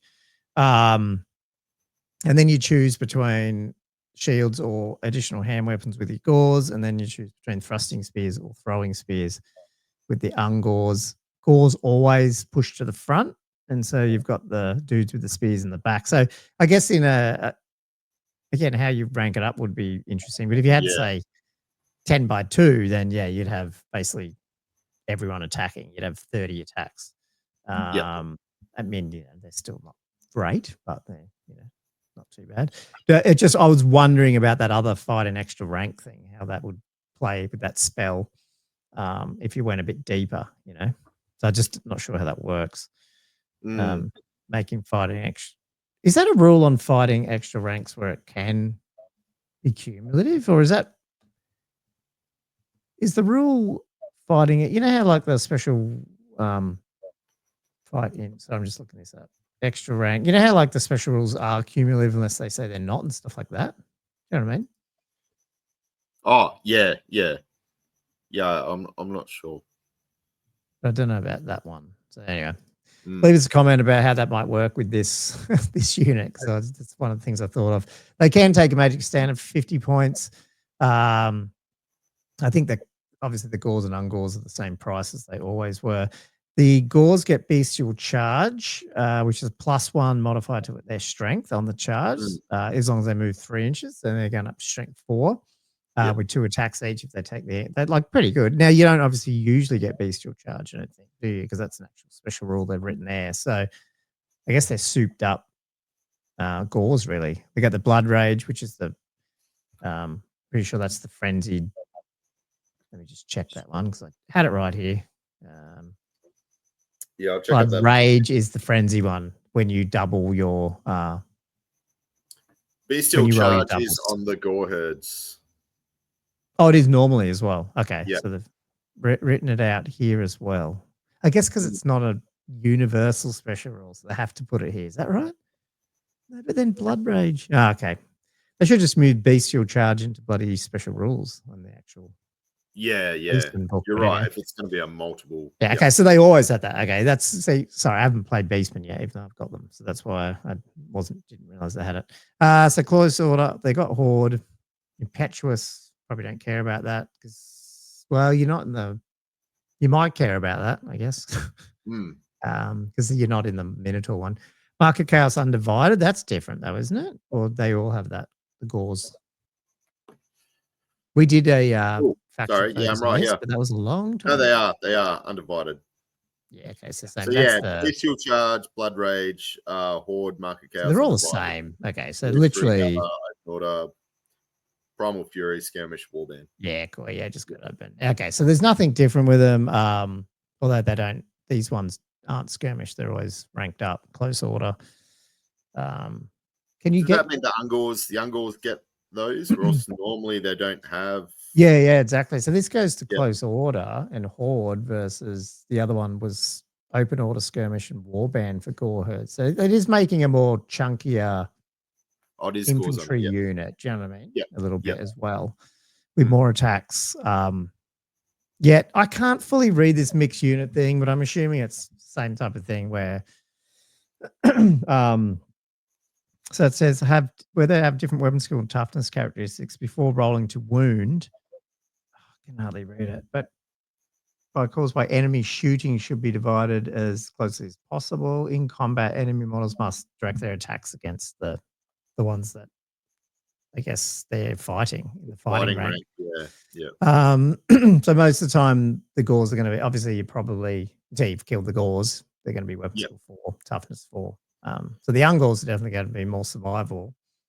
I was wondering if you're going to be able to take bows on these and have them shoot over the top like the skeleton cohort, but no, it's definitely a combat unit still. And I guess in some sense it's not too bad. It's a bit cheaper, getting more attacks, but probably just not as high strength and all that stuff. I don't know. Bit of fun seeing him come back again. Yeah. There might be a tweak and people, start playing them and realize they can, sometimes you start playing something and you find something in there, the way they play. Yeah. So the next one's the Primal Warhounds. So very sort of similar. So you include written though. Yeah, I thought they screwed this up initially. Ravager for every 3 Primal Warhounds. And they're 7 points each. So your Primal Warhounds are 6 points. They've only got like 1 attack, strength 3, tough 3 sort of thing. But you can give them poison attacks for 1 point, or armored hide for 1 point. I don't know if you're going to spend that. But anyway, sorry. So the Ungor Ravagers, same sort of thing. So they're just coming in like, and their movement 7 as well. The Ungor Ravagers. So they're not slowing it down. So they can still keep up. The exact same movement as the Primal Warhounds. And they've also got Swift Stride as well. So that, the whole thing stays together. So no, sorry. So the Ungor Ravagers, 7 points. Strength 3, tough 3, like I said, just 1 wound, 1 attack. Hand weapon, throwing spears and shields. So they're close order, horde, leader of the pack, move through cover, primal fury, Swift Stride, and warband. And leader of the pack is models with a special rule can be taken as part of the unit Primal Warhounds. Models with a special rule may be positioned at the rear of the unit, making up the rear rank. Any Primal Warhounds of the unit contained must always occupy the front rank of the unit, pushing past any models with a special rule to get there if necessary. So the Warhounds just got to be at the front. Yeah. Yeah. The biggest issue here is the unit size. Like it's 10 plus. Yeah. So you can take 60 points. You can take 10 of these guys and just hopefully that you don't get panicked off. But well, if you go poison, it's going to get us 70 points. But they're quite fast. Like, they're going to have they'll have leadership. 6 with Warband. Is that right? They get ranks. I can't remember how Warband works with War Beasts. But they're Swift Stride. They'll get to re-roll their failed charges. So they can get across the board pretty quick to do stuff. Move through cover. They do seem a bit confusing, like you said, because the troop type is War Beast, but then the troop type of the Ungors are regular infantry. So I don't know how that works. I'm a bit confused. Given that the primal warhand includes the other one, I'd say it's still War Beast the whole time. But okay, so it's like an add-on. Maybe. So, it doesn't really. Different. I'm not sure. I'm trying to work out what it brings to the party. So what? Yeah, what I don't know. So I'm not sure. You got so many options, small things to get across the board and do damage and annoying. I don't know if these guys will like how much are harpies. They'd probably do as much damage going in and be over the board quicker. I don't know. Is it the leadership you get or what? Oh, you mean why you'd even take the Ravager? Yeah, it's the leadership. It's the only thing. Why else would you? Yeah, I'm trying to work it out. You get a throwing spear. Yeah, I know. I'm not. I think this is a lore, maybe not lore, but like the old school. Yeah, okay. Because they would have been in some of these things. Would have been in some of the editions. Okay, cool. Maybe. Okay, and then we get the Praeton, which you've got one of them. So it is on the 75 by 50. So they've gone the wide Scorpion type base. Yeah. Move 6, web skill 5, strength 5, tough 5. I always call that the chariots, the buff wagon stats. The strength 5, tough 5. I don't know why. 4 wounds though, initiative 5, 4 attacks. Generic buff wagons. 160 points. 10 points to ambush it, so now it goes up to 170. Somehow it's getting close to a Necrosphinx. Not quite, but almost. Frenzy, 5 points.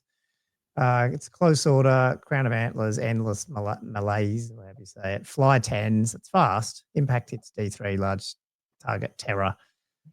Large target, toughness 5, 4 wounds. Crown of Antlers, impact hits, Unbane 1, AP 1. Wow. And then Endless Malaise. How do you say it? Malaise? Malice. What am I? Jeez, I cannot read tonight. If this model wins a round of combat and chooses to restrain and reform, every enemy unit within 6 must take a panic test as if the unit had been destroyed. And outside of that, it's 4 attacks going in with strength 5, AP 2, Unbane 1. And it can be taken in normal Grand Army as a special. I wouldn't mind it if it didn't have large target.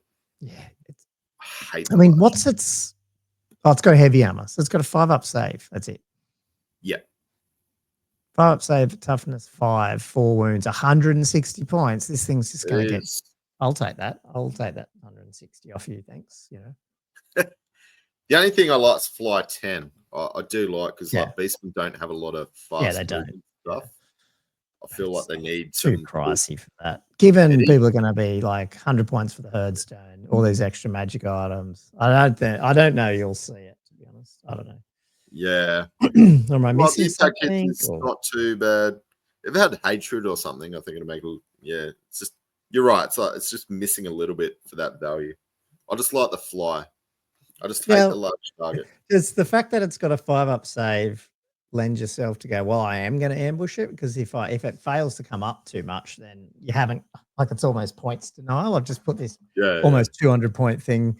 But if it does pop up behind you and it's Fly 10, impact hits, it's got terror, now it's starting to look a little bit like, fuck, I do have to actually turn around and try to get this thing because it's going to, So in that regard, it might actually have some play, maybe. I like it as a flanking unit. Like for me, I always like having one flanking unit that's a bit tough Yeah, and yeah. fast. And I think fly 10's good because you're going to be able to outcharge most stuff. Oh, hang on. It's even got Swift Stride, does it? Oh, does it not? Oh, fuck. Oh, God. Even worse. There you go. Ba-bong. See you later. I think it's fly 10 and no Swift. Oh, man. There we go. All right. Yeah, cut that away. You do this. I forgot. The warped gauze. I was excited for these, but they can only be in the wild hunt. No, you hit them. You hit them. It's your army. And I like these guys too. No, you go. You'll give them justice. You go, go, that. No. Warped gauze. So they are weapon skill 4, still movement 5, like all the other gauze. So I'm just bringing up my gauze stats again because, so they are the same. So weapon skill 4, BS2, strength 3, tough 4, 1 attack 3, but 3 initiative, D3 attacks though. 7, 16 points though. So that's like that's over double a gore, and that's because you're getting no extra wounds, but maybe 2 extra attacks. That's a bit sad. Additional hand whips 3, so you can go D3 plus 1 attacks. And then you got your normal upgrades. You do not get a magic standard. No. You can make them ambushes for another says going up to 17 points. So what's that? 17 times 5 though. Yeah. A bit. And then they got Armored High 1, Blessings of Chaos, which we'll go into a minute. They got the Blood Rage, Mark of Chaos, Undivided. These are all the same then. Move through, cover, open order, Primal Fury, random attacks, obviously. They do have Stubborn and they got Warband. So they do have Stubborn there, but they might be dead if people attack them back, I guess. They do have Toughness 4 though. Just not. Yeah. You think they're going to get shot a lot, these guys? Yeah. So you do have the Blessings of Chaos. So when this unit combat is chosen during step 1.1 of any choose and fight combat subphase, every turn, your turn and the players, you roll a dice. You have to roll a dice, don't you? Yeah, it's not may. Yep. So you do on a 1 to 2, you basically get poison attacks for that one. 3 to 4, you'll get AP minus 2. Yep. Which will take them up to what? They've only got additional hand weapons. So usually they're strength 3, no AP. Now they get up to minus 2, 1/3 of the time. Chitinous Hide, they get a +1 to their toughness, which is pretty good, going up to tough 5, 1/3 of the time.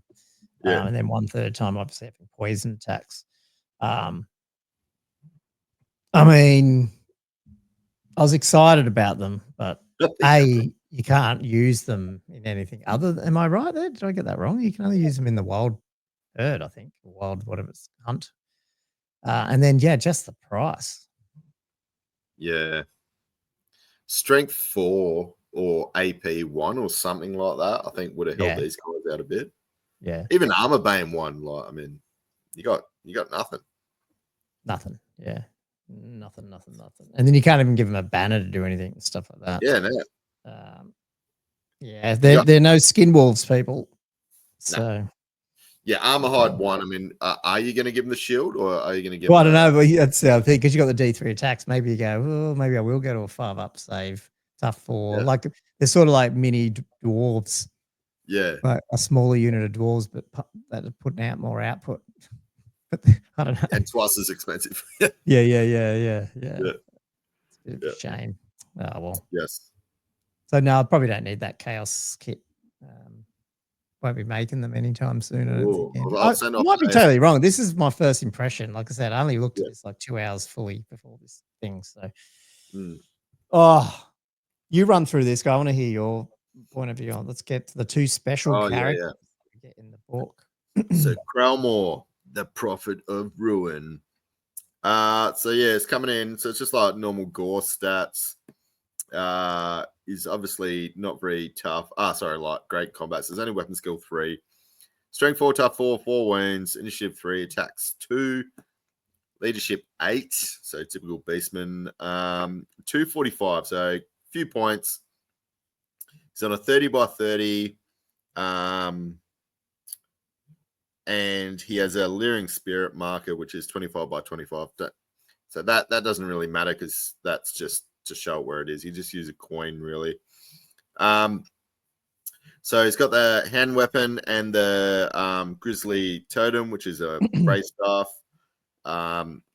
So he's a level 4 wizard, and he knows spells from dark magic and primal magic. So he's got obviously bray staff, future sight, which we'll see later. Gaze the gods, which is obviously the one you roll for. Leering spirit, which we'll hit in a sec. So Law of Beasts, Mark of Chaos Undivided, Primal Fury, and Warband. So future sight, so it just gives him a 4-up ward save, which he needs because he's pretty naked otherwise. Leering Spirit. So yeah, this is an interesting one. So when it's deployed, you place a Leering Spirit marker anywhere on the battlefield that's not within 8 inches of an enemy unit. So that's a little bit weird. So it's like when you deploy him, you can stick it anywhere, not within 8, but it could end up being within 8, if you know what I mean. Oh yeah, like when they move, you mean? Or no, like when they're deploying, because like if you put him down, because you do it when he, that's good. I didn't think of that. Yeah, it's not after your deployment. Yeah. So I was wondering how that was going to work, but yeah. Anyway, once placed, a Leering Spirit marker does not move, but has 360 line of sight. The marker cannot be charged, targeted, or attacked in any way. However, if Krelmore is removed, the Leering Spirit is removed. So during the shooting phase of each of Krelmore's turns, the Leering Spirit marker may cast the Devolve spell from the Law of Beasts, which is the Beastmen spell in the Ravening Hordes. Yeah. Book. Do you want me to read that one out? Yeah, if you got it there, that'd be great. Yeah, so it's magic missile, 8 casting of 8, 15-inch range. So obviously from that point, target enemy unit must immediately make a leadership test. If it's failed, it loses a number of wounds equal to the amount by which it failed the test. And there's quite a few leadership debuffs options here. So I was saying, and finish him off first. Yeah. Interesting. Yeah. So Grizzly Totem. Next one. Yeah. The Grizzly Totem is a bray staff. In addition, all enemy units within 6 inches of the model obviously suffers a -1 modifier to the leadership characteristic to a minimum of 2. Yeah. Lots of debuffs. Imagine if scenarios come up where you need to hold or take an area or whatever, and Beastmen can put their, I mean, what have you got? You've got that spell to do it. You've got the what was it? The actual Herdstone does a minus. He's got a minus. Wasn't there another one? Now I'm getting confused. Was it a banner or something else that had a minus? Can't remember. There's a couple of spells that have minuses. Yeah, maybe it was. So it feels like you can get to -4 leadership, and then you hit him with this. Where if you just fail your leadership by 3 or 4, no save, just no save. Yeah. And now again, it's the big characters that you'd get worried about that. Like you're trying to send your dragon into an area and like, oh shit, if this goes off, I'll lose half my wounds or something. Yeah, I know. That is scary. Really scary. I mean, it all needs to play out. You're asking for 3 or 4 things to go off, but I still think yes, you are. I almost feel like this is one of the better special characters that are brought out. And not only that, it's a special character that's new, has a new model, and every part of the model's usable. Like the actual little dude is usable. So I think that's pretty cool that they've done that. He's actually got 1 more wound than a normal Bray Shaman. What do you pay for a Bray Shaman? So I think it was 180 or something. Nah, it wasn't that much. Hang on, I just had it up there. I was looking at that. I think you're paying 95 extra or something. Where was it? Okay. Oh no, 150. So not 90. 195 extra. So for 95 points, what are you getting? You're getting a 4-up ward, which is worth. Well, you don't know how much. Bray Shaman is 150. Yeah. To make him a level 4 is plus 30. Oh, fuck, I forgot about that too. Yeah, sorry. So you're right, 180. Yeah. Jeez, yeah, this guy's value in a way because you're getting 65 points, 4 an up extra ward. wound and a 4-up ward straight Yeah. up. And then you got this leering spirit, which again is just, and it's not even that. You don't even need the full debuff. Imagine like it's, Yeah. if depending on the armor, you put it out the back and just sit there and hit friggin' war machines and shit and just kill them. Our level 3 as well is really good. Yeah, like imagine So, taking leadership tests on your fucking Scream and Skull catapults or your your Doom divers. They can just blow up. Yeah. And then obviously he just sits back with the other area and makes minus leadership 3 bubbles, There's some like Undead have got some like Vamps got some real shit leadership as well. Yeah. They're like I think 8 maybe, like a lot of the characters. Yeah, right. Yeah, that's the thing. Like Man.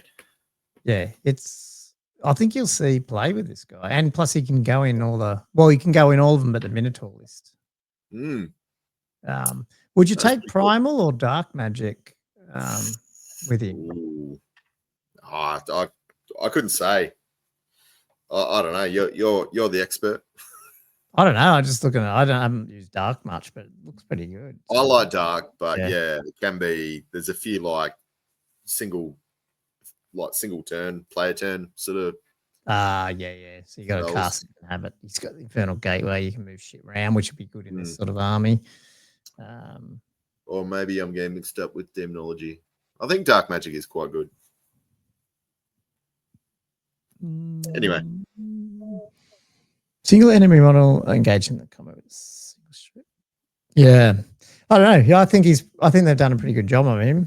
Even points wise. I mean, it's a lot of points, don't get me wrong. And it's not like he's the combat blender lord, that you go, yeah, I'll spend that and it'll just destroy half your army like a dragon or whatever. But yeah, no, it's not stupidly pointed, which is good for these characters. That's what you want. You want a named character. Is it Araloth that was? I've got the new Wood Elf book right here. Is it Araloth was 100? What was he? And whatever he was, I don't know. I don't know. Something stupid. He's got that stupid eye. 170 points, and he would just die. Yeah. He's got a 5-up ward with 3 wounds and toughness 3. Yeah. And he doesn't have any, and he's got no. Doesn't he have a spear or something? That's it. I think minus the bird's 1 AP spear. The only half useful thing is that bird, basically. Yeah, very. The eye taker. Yeah, like this guy's very well pointed for what you get, and it's so rare to get a 4-up ward. Yeah, toughness 5, 4-up ward, 4 wounds. He's pretty survivable. Yeah, I think you'll see him. And in fact, I'll probably have to buy one off because you got to get him from Games Workshop. But yeah, he looks pretty good. Convenient. Last dude before we wrap up our thoughts on, I guess, Goros Warhoof. You want to? You covered him. I'll cover this guy. I don't know much about these centaurs. We see him on the list, but haven't thought about how to use them. Good if they're good. Yeah. So he is 155 points, movement 8. Weapon skill 5, strength 5, tough 4, 3 wounds, 4 attacks. So yeah, he's basically Centaur chieftain, I should say. He's got a man smasher and the skull of the unscorned lord, whatever that is. He's drunken, father of the beast, gaze of the gods, mark of chaos, undecided, move through cover. These are all the same, these parts. Primal fury, stomp attacks, D3 might be different. Swift stride, the sons of Goros and Warband. Excuse me. Father Beast means if you bring him, then the other friendly Centaur herds may re-roll the D6 when rolling on the drunken table. Whilst within this guy's command range of leadership 8. Does that mean he doesn't? So he can still just be drunk? Is that right? How does that work? Don't know. Yeah. Now, if you can, he's drunken, so I'm assuming he would have to roll. Yeah, but he doesn't get a reroll. Nah, I reckon he would. So it's just friendly. Yeah, okay. It's like they're speaking because usually, they're 19 points, right? So put them up against those Gore, the other dudes. They're movement 8 with swift stride, aren't they? Fast cav, actually. Fast cav, so get a They get the quick turn or whatever it's called, even if they march. They got move through cover, skirmishes, stomp attacks 1, swift stride, warband, so rerolling their charges, move 8, weapon skill 4, strength 4, tough 4, cav spears. So they're going in with strength 5. Like they're actually not. I mean, they got shields, so you can wipe them out. But if you can get some frenzy and stuff on, they're not too bad. And I just wonder if but do you bring a 155 point guy to try and make you reroll the drunken? I think the drunken chart's only bad when you roll one of them, isn't it? It's not too bad, but it's just the fact that it is random. Yeah. Let me go down to the drunken chart. It's basically 1 is unsteady. They get random movement, D6 +2. Otherwise, they're sobering up, or they're on a 6. They're belligerently drunk and they get frenzied. Oh, okay. Yeah, that's pretty good odds then.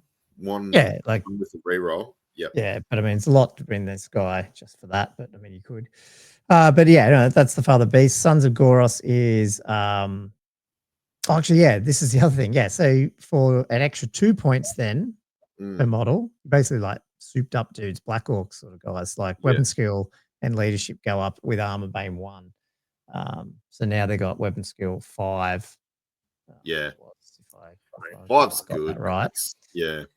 And then Skull of the Unicorn, he's got a 6. This is weird. He's got a 6-up ward against non-magical attacks or a 5-up ward against magical attacks. It's kind of cool. Like, you know, makes him a little bit wanting to get into stuff. And his actual combat thing, his strength +1, AP 1, arm bane 1, multi wounds D3. So he's going in with strength 6, arm bane 1, AP 1, arm bane 1, multi wounds D3. So it's only, is that the strength modifier is only on the charge, but the rest of it, yes. Yeah, that's right. The rest of it stays by, doesn't it? Yeah. So that's pretty good because strength, what, 5? Yeah. I reckon it's not too bad. I mean, when you compare him against Araloth, he's way better than him. Oh, yeah. But, I mean, is he enough to like bring a unit and like try an army with like centaurs and stuff? Maybe. I think the biggest thing letting that down is the models too. You definitely have to go third party. But yeah, he's. I don't know. I like Cromlaw better probably, and I would not get this guy's model like that old school stuff. But it is. No, I think he's not bad. The only problem with those Centaurs is obviously they lack the save. I think if they had a better save, or if somehow you can protect them, I reckon they'd be how many point? Oh no, you can't. I was just going to say, wasn't there the what was that? Hang on, let me just, because we're looking at one of these, might help. Where is my book here again? So Centaur herds, the champ can take 25 points of magic items, but he can't take. So where I'm going here is the Centaur chief can take chaos mutations at 50. With that other thing where you can take, so you got the Pelt of Midnight, 35 -1 shooting at you. Yep. There's a little few things like that, but I mean, you're having to put a lot of stuff on to try and make them work a bit. Hey, I mean, I'm sure people are going to try it out because I'm sure there's people out there that want to bring the. I think so. Yeah. Centaurs. I reckon they're cool. Like, cool concept. Like movement 8, Swift Stride. It's always good. They seem to be quite fast. They can, I mean, it's like that thing too. Like if you got that Wild Hunt, you don't have the Minotaurs in there, so everything's going pretty quick. And then you take that item to shut down the shooting for a turn and all that stuff, all these Harvest and stuff. No war machines, and then you're trying to get in quick. Like that, I think people will give it a go. I wonder how do you think it goes with the Herdstone? It feels like Beastmen will still get across and smash face, but with the Herdstone, is that something that in those games you still keep it back and then, but you sort of need to be up there to get some of those buffs where you need them to be. You sort of need it to be close to where you want the combat to be. in a way, Yeah. but not so close that you're giving easy access to it all the time without actually threatening. I reckon people are going to like put it down somewhere, like, you know, so you're going to be within those bubbles and then just keep like a unit to babysit it and get the buff to control it, sort of thing. Yeah. That's my guess on how people are going to play it. Yeah. And so, and just questions that are coming up now when I think of it. You know that magic item that gives you the dispel as one level higher? Yep. Do you still get your +1 dispel on top of that again? Probably, because I think it wasn't just what it wasn't determining what you roll, it just determined how you class Demon Heart. No, not Demon Heart. What was it again? Yeah, Demon Heart. Yeah. Your class is being level wizardry 1 higher. Yeah, okay. So wow. So you put a level 2 around the Herdstone. Oh, so it's +1 to casting, and then enemy wizards are -1 to casting. Oh, I thought you got a. Oh, you don't get a buff for dispel. Okay, sorry. No, it's just harder to cast within 12 so for an enemy. Yeah. Enemy wizard. Yeah. But I mean, if you're putting is there anything that gives you a buff for dispelling? Anyway, can't remember. Like as in a +1, maybe it was in the normal book. I'd have to look. Yeah, I'm not sure. That's one thing probably need to do is go back through the Beastmen book. Maybe I can get someone like Tom Carley on and stuff talk about how this all goes together, you know, and how the actual Grand Army, you know, how it's benefited from the Arcane Journal as well. I think that'd be pretty cool. Because I think he was pretty keen at some point to get on. It's just the timing's a bit tricky. So that's why we wanted to jump on here. So what do you think? This is not a disappointing journal like some of the ones have been. It's got some balance. No Seagard. Yeah. It's got you know, whenever you see, I think people have always gone, oh, you know, no level 4, but you know, Mortuary Cult had no level 4, not Mortuary Cult, bloody the other one, what's it called? Brawl Host had that, but it had other ways to win, obviously. Yeah. So yeah, well, its strength isn't in magic, like the Minotaur. List at all. So So I think, and yes, if you are following along, you get this out in the next, you know, if you watched it pretty close to when we get it out. I know Old World Builder's already up to date. I don't know where New Recruit is, but Old World Builder already has the Arcane Journal on there as well. So get on there if you want to start. I'll have to start playing around with some, you know, the extra buffs for the extra chaos mutations and stuff and the extra magic items. Given that I am still painting basically a Grand Army and the old, you know, 2 chaos spawns, all that stuff, might have to start thinking about what other things to bring as well. Yeah. I mean, if anything, though, I'm probably right now looking at it from point of view of get the Herdstone done and maybe make sure I've got enough Minotaurs if I want to do a Minotaur. Like, I don't know if I'm going to change it up too much yet. Yeah. If you do need 2 full units of Minotaurs, if you're going like a full, it's a bit of a commitment, isn't it? That's the problem sometimes with these like armies of infamy. If they're like, oh, you know, you need certain numbers of rarer units that don't usually take heaps of. Like, it is a bit of a price point to, especially if you're buying G-Dub Minotaurs or. Oh yeah, I'm just printing my Bestarium ones or whatever they're called. Yeah. It's just I just don't know about the points wise. I haven't done. I haven't played around with these the Minotaurs much, even in the normal list. I took the big gores. I just thought the gore block looked fun.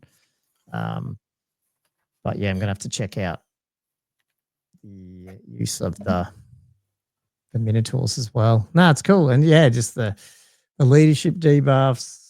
The magic thing's interesting. Some of those magic items are good. I mean, I don't know. It's almost like, you know, to mix it in with the existing book and see what comes out, because I feel like, everything's good there. Not like everything's usable. So yeah, no, interesting. I liked it. It's a good way to end the first version. You know, like the first full release of Old World. I think they've done a good job, even though I don't know what happened to that book. Hey, how it's like, because on top of not coming out at the allotted time, I even felt like when you get all the leaks, we never saw Val and Rob get their leak out. And then even on Saturday, usually in Australia, we get our pre-orders in, and usually that times pretty well with the NDAs dropping, and you get all the Mount Miniatures doing their stuff. But that didn't really come out till like later in the afternoon or later at night. It was really weird. It was like everything was delayed. I was like, what happened to this book? It's weird. There's something going on. I don't know what the hell's going on. Is it just they hate Beastmen? Perfect, he says. I don't know. But, yeah, cool. Oh, well, I don't know. Anything else you want to talk about them? Or, I mean, tell us what we totally missed, because, like I said, I only looked at it in detail like 3 hours, 2 hours ago. Well, now 4 hours ago, because this video is 2 hours long. Yep. Just a quick overview. Yeah, we'll chat through it on our podcast tomorrow night in Australia time, I guess, because another day of just reading and seeing what we missed and what other new cool things are in there. So looking forward to that. Andrew, anything else, or should we sign off? Yeah, let's sign off. Okay. Well, I hope everyone liked that. Like I said, leave your comments of your cool, what things we've missed, what we haven't. Check out, subscribe, and obviously the comment helps as well. And jump over to Patreon if you would like to support us. Actually, what we would really like is jump on our live streams Monday 9 p.m. Eastern time, Australia Eastern time, not US Eastern time. So if you can make that, there's a good funny bunch of commenters. There is, distracting us every Monday. It's been really good. Anyway, until next time, and when we get the Empire Arcane Journal out, I'll see you guys next time. I'll chat to you tomorrow, Andrew. See you. Yeah.